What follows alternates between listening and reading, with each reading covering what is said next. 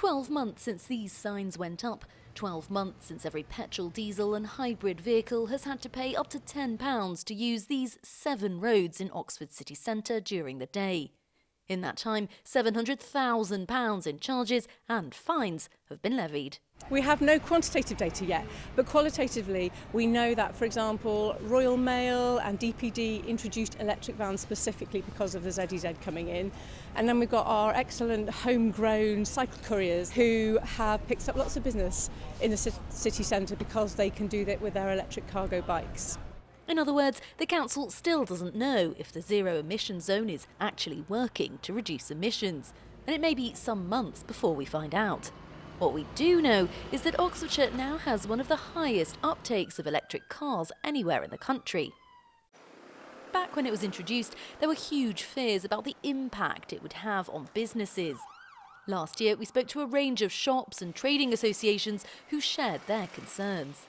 The whole of this is sending a message to people that Oxford is inaccessible. There are no zero emission lorries in existence at the moment, so how can we comply? Oxford doesn't exist in a vacuum. No, it's not a choice of do I go to Oxford or by car or by bike, it's do I go to Oxford or do I go to Woodstock?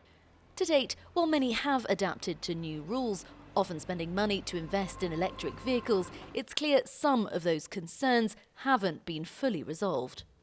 We get pallet loads of chocolates coming in all the time, and to the best of my knowledge there are no such things as electric lorries, so I don't know how the lorries are going to get in and out of the city. It will be a big challenge, not today, not tomorrow, but in the very near future. We went back to Emily Skaysbrook's game shop.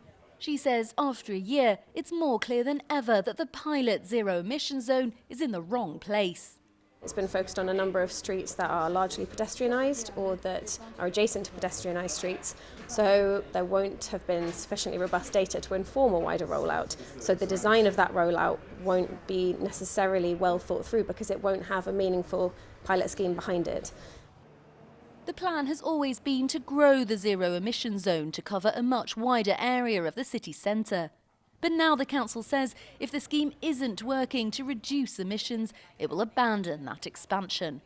I mean, obviously the whole point of doing it is for it to have an impact on air quality and carbon emissions. If it didn't have that impact, we'd be silly to carry on with it.